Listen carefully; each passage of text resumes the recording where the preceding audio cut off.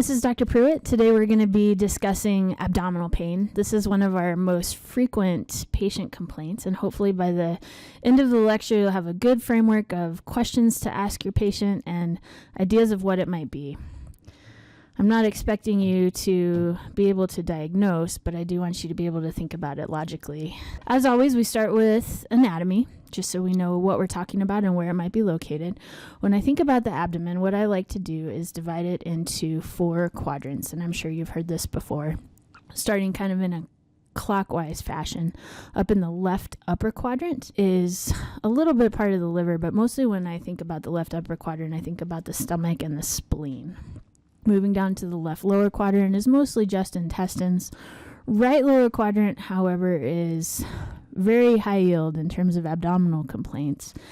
It does contain mostly colon, small intestines, but there's also the appendix down there. So you'll hear a lot of right lower quadrant pain taken a little more seriously than left lower. The right and left lower quadrants both contain pelvic organs as well. So this is especially important in females who have reproductive organs down there that can either get infected or twist and cut off blood supply, or even possibly a pregnancy that's located in the wrong place. So lower quadrant abdominal pain in females is always obstetric until otherwise proven. Right upper quadrant tends to be mostly liver and gallbladder. There's also organs located retroperitoneally, and all this means is kind of more towards the back, which can sometimes cause flank pain and back pain instead of abdominal pain. And the organs that are most likely referred to as retroperitoneal are the kidneys and the pancreas. So sometimes we'll talk about pancreatitis, but these patients tend to have epigastric pain because it crosses the middle, but it radiates to the back, and that's because it's located a little bit posteriorly. Same with kidneys. Kidney stones frequently cause back pain instead of belly pain just because of their location in the abdominal cavity. A lot of your vasculature is located posteriorly too. When thinking about abdominal pain, this goes for actually every complaint you can think of, but vital signs are vital. So get those vital signs, try to interpret them. If your patient is febrile, tachycardic, and hypotensive, that's probably suggesting infection. If they're tachycardic and hypertensive with no drugs on board, it could very well be that they're in pretty severe pain. So vital signs are a really good indicator to help you kind of guide your management and your treatment of this patient and tell you what's going on a physiological level, in addition to the history that you gather. One very important thing in thinking about patients with abdominal pain is that please, if the patient is complaining of abdominal pain that's above the belly button, please get a 12 lead. This is especially important in your elderly female patients who may be diabetic or hypertensive. Their cardiac problems do not always present with chest pain radiating to the arm like your typical male would present with acute coronary syndrome. So be very cautious in elderly females, especially if they're complaining of concomitant dizziness or nausea with pain right above their belly button. Make sure you're getting a 12 lead, because I've definitely caught STEMIs by doing this. So as you're approaching your patient with abdominal pain, make sure you're asking about these things. Again, it'll help you just differentiate in your head what is going on with them and how you want to treat them the best way possible. Ask about fever, nausea or vomiting. I always ask about GI and GU symptoms. So are they having diarrhea? Are they constipated? Are they able to have a bowel movement? Is there blood in the bowel movement? And also the urinary system. Is there any blood in your urine? Is it painful when you pee? Are you having increased urinary frequency? All of those things will help kind of point to where the problem might lie. Always ask about pregnancy status, but don't trust what your patient says. If you have a female of childbearing age, just assume that they're pregnant until you can prove otherwise. And in the field, it's impossible to do a pregnancy test, so just assume that they're pregnant, and it will keep you safe in terms of your treatment options. Another important thing to ask about in your patients with abdominal pain is if they've had any abdominal surgery before, and we'll talk about why that's important. I like to lump things into buckets because it's just easier for me to think about as I approach a patient. And so there's big categories of things that cause abdominal pain.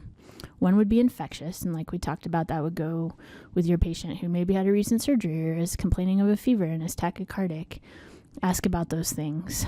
Another common cause of abdominal pain that's severe is a mechanical or a motility problem. This could be like a bowel obstruction or a twisting of the bowel or something not moving correctly, which increases pressure and then increases pain. Always think about obstetrical causes in your females of childbearing age.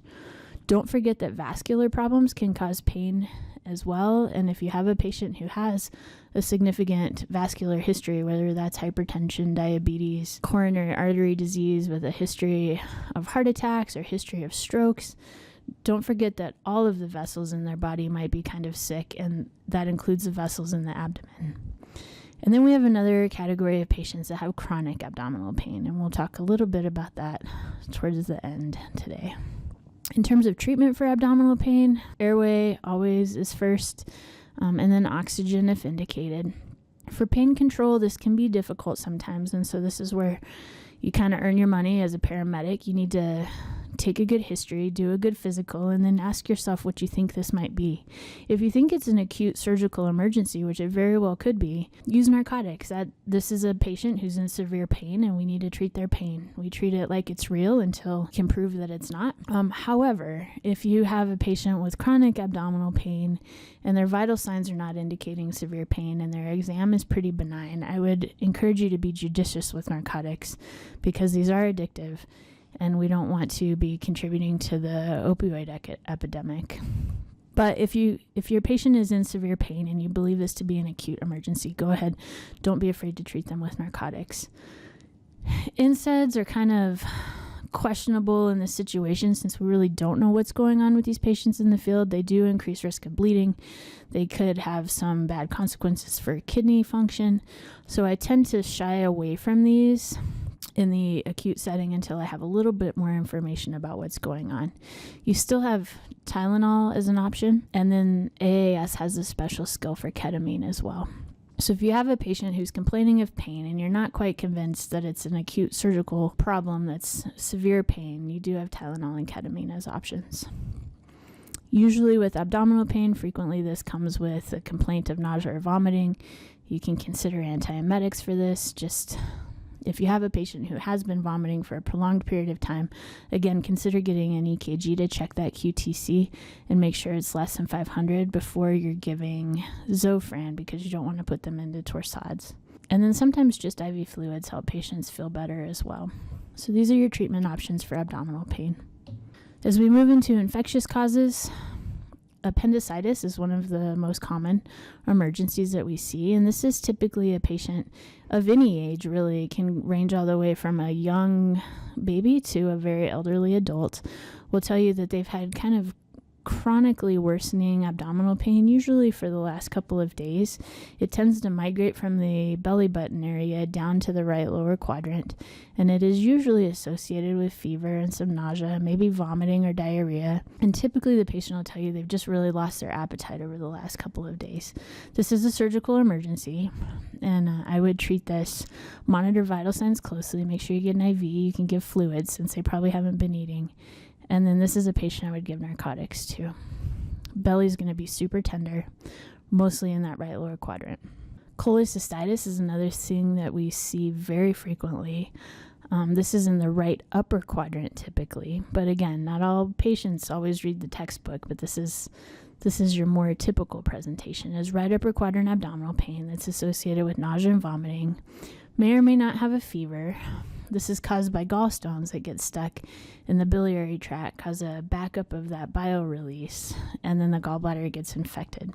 It sits right under the liver, and it usually, you'll hear of this pain getting worse after a patient eats fatty food, like maybe a big hamburger or a burrito or something like that, as that gallbladder tries to contract and help digest all that fat that's coming through the digestive system. It pushes against that stone that's lodged in the gallbladder neck and causes a lot of pain. Your most common presentation of this is going to be a female in her 40s who's a little bit overweight.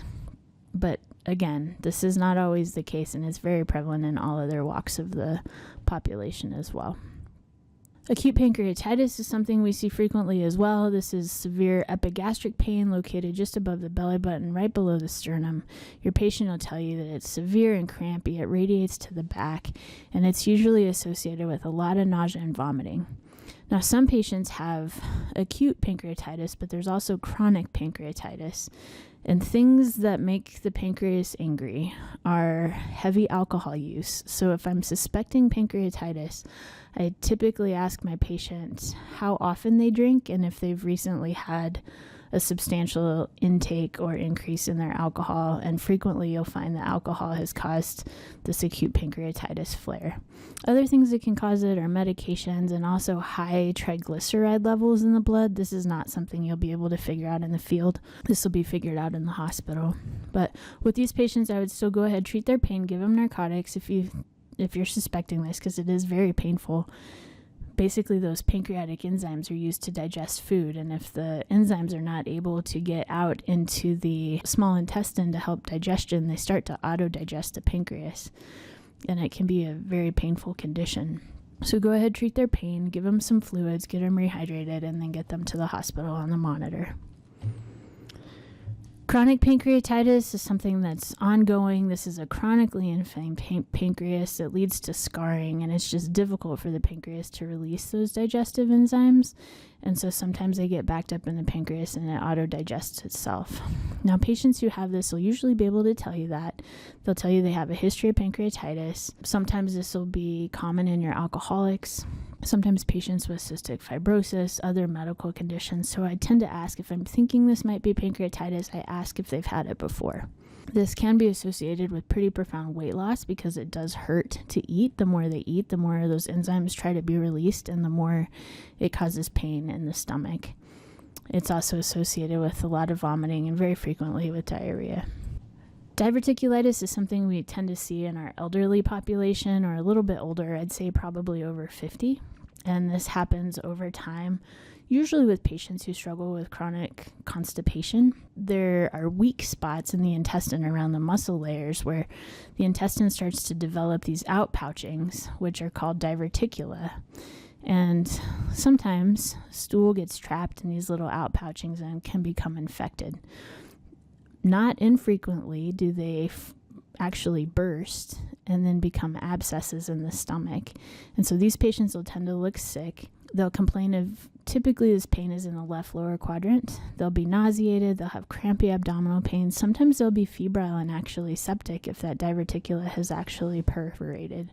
But sometimes we catch it before it actually perforates and just treat it with antibiotics and with good pain control. I've seen this not infrequently also present with bloody stools. It can cause bleeding and irritation of that mucosa. So ask if your patient is experiencing any bloody diarrhea and or fever.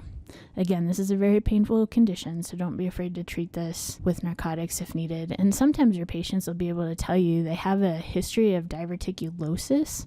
What that means is just they know they have those outpouchings in their colon. It becomes diverticulitis when they're acutely infected. Spontaneous bacterial peritonitis. I know that is a mouthful, but this is something that we see very frequently in our patients with liver failure and a history of alcohol abuse. As patients start to approach the end stages of liver failure, their body has a very hard time controlling their fluid balance, and they tend to accumulate fluid in their abdomen. This is called ascites, and I'm sure you all have seen this before. It looks like they swallowed a basketball, and sometimes you'll have a 65-year-old man who looks like he's 9 months pregnant.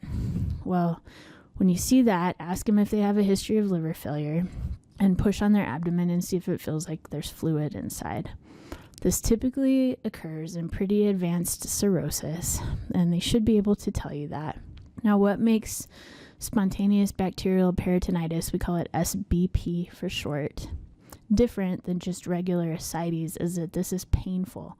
So if you have a patient who has a history of cirrhosis and a big swollen abdomen and you push on their abdomen or they tell you that it hurts, I would suspect this. And what's happening here is that there's so much venous congestion because their body is just overloaded with fluid that the bowel becomes leaky and full of fluid as well.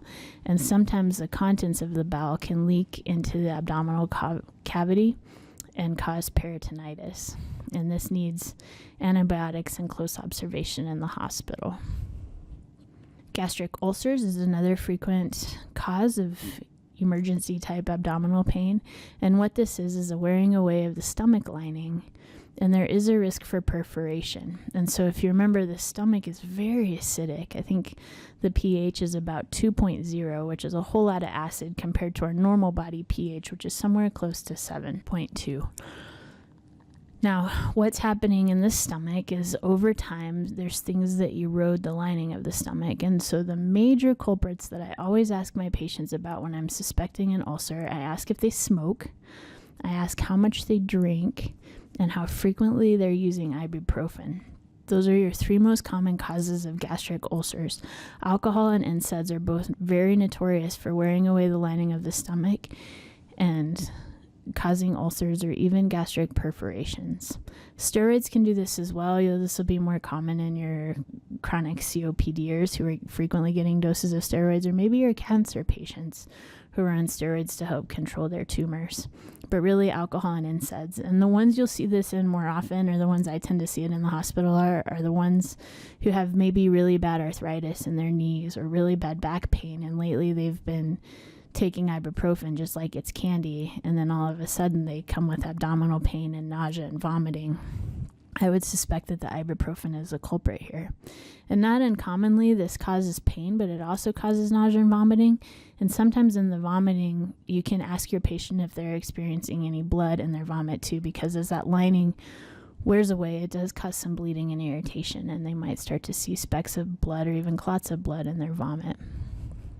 Hernias sometimes don't cause pain, but sometimes as they twist and turn and the blood supply is cut off, they can cause excruciating pain, and this can absolutely be a surgical emergency. And so hernia is just a fancy term for when a piece of bowel protrudes through a weak spot in the abdominal wall. And this can actually be located anywhere in the abdominal wall. Most commonly in males, it's located down in the inguinal area, but it's not uncommon at a surgical site, maybe above the belly button or in the right upper quadrant, where the abdominal wall is maybe weak from a surgery and the bowels just protrude through. Typically, patients will know that they have these, and they'll be able to push the bowel contents back in very easily in normal circumstances. But sometimes, for whatever reason, as the bowel protrudes out, it can twist and cut off blood supply, and then it becomes inflamed and more swollen, and it's hard for the patient to push it back in, and it's not able to go back through. This can lead to perforation as that tissue starts to die and can lead to severe sepsis.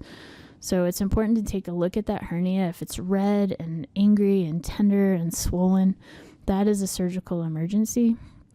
That patient needs to be monitored closely. I would give them a bolus of fluid and treat their pain appropriately. Bowel obstruction is very similar to a hernia. It's just that it occurs inside and isn't as visible as an incarcerated hernia. This is where the bowel twists and then the bowel movement is blocked and the contents inside the intestine can't move forward.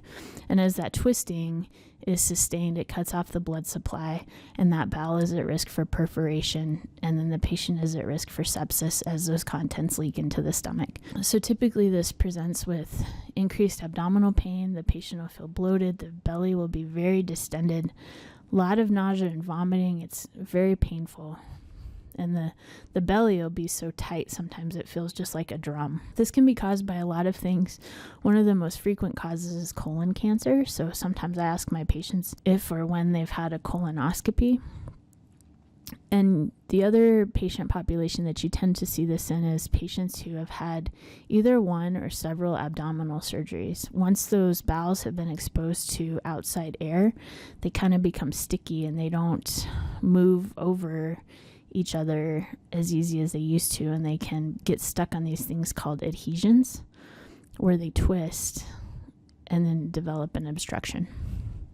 Kidney stones is another frequent thing that we see patients for. These are incredibly painful. It's basically calcium deposits that have built up in the kidney over time, and as they try to migrate towards the bladder, get stuck in the ureter and cause an incredible amount of pain.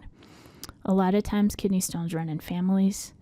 Patients are more prone to them when they're a little bit dehydrated or they're having too much protein in their diet.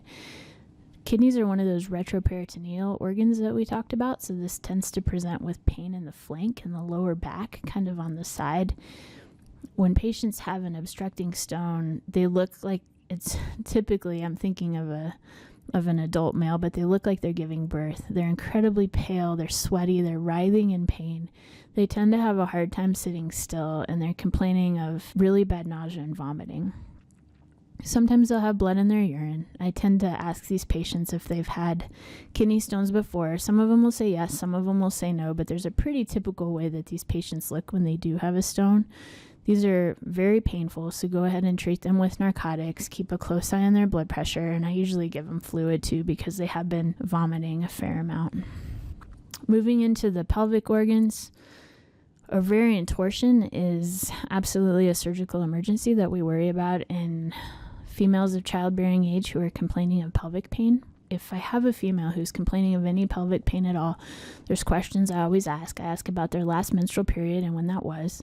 I ask what they're doing for birth control. And then I ask if they have any gynecological problems, and one of those being ovarian cysts. And the reason I ask about a history of ovarian cysts is because sometimes those can become very large and they cause the ovary to become a little lopsided. And as that ovary is lopsided, it's more prone to twisting. And as it twists, just like we learned with the bowel, anything that twists in the body is usually not good. But the twisting of the ovary can cut off the blood supply, and that young lady can actually lose her ovary as a consequence. And at first, it's very painful. And so if you have a young lady with terrible pelvic pain that kind of came on suddenly, and she has a history of ovarian cysts, this is one of the things I would think about. A very similar thing can happen in males, testicular torsion. And this tends to happen in adolescent age males, and sometimes there's a family history of this happening. But basically, the blood supply to the testes can be cut off as well, and this is due to twisting of the testes.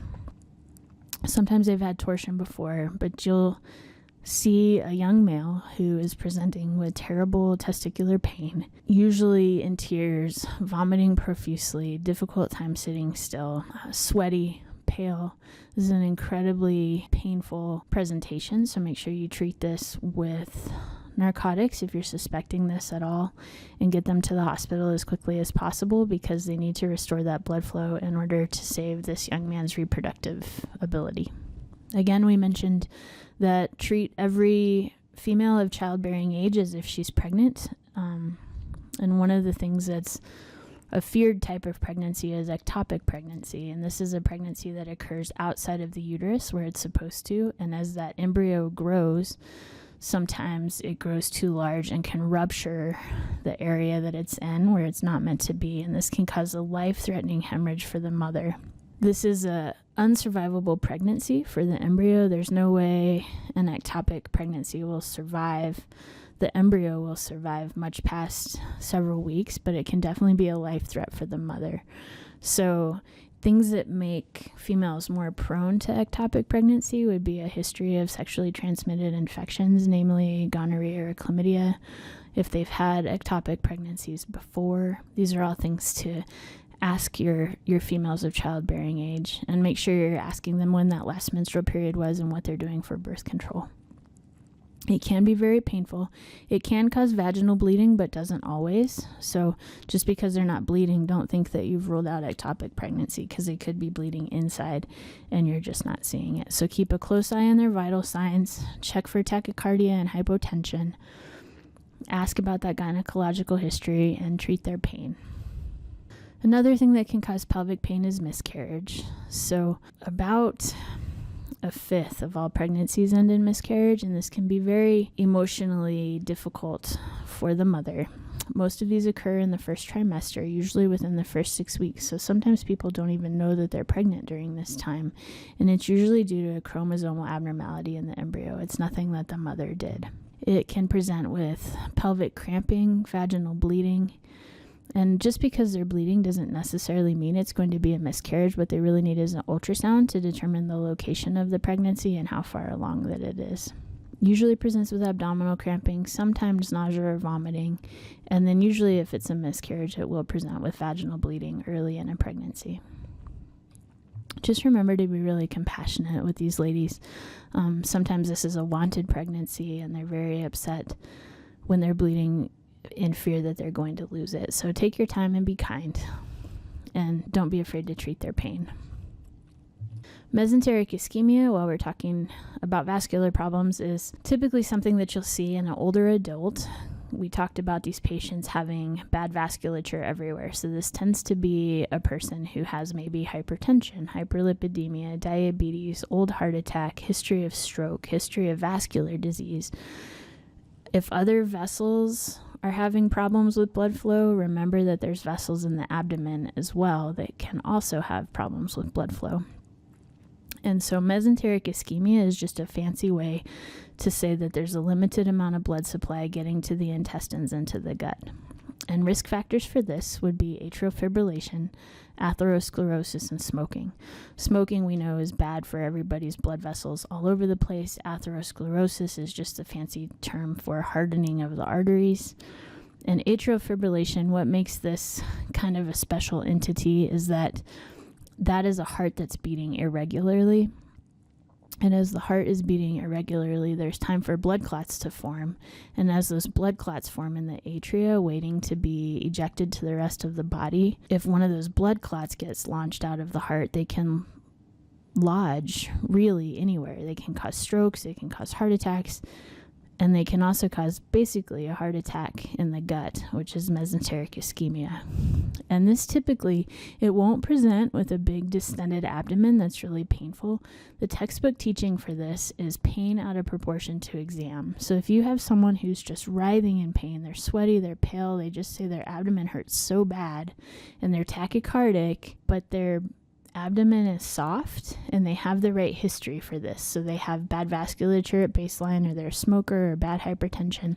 This is one of the things that I really worry about in the hospital. And this is, like I said, it'll tend to be your older adults, usually over 50, that have that kind of history.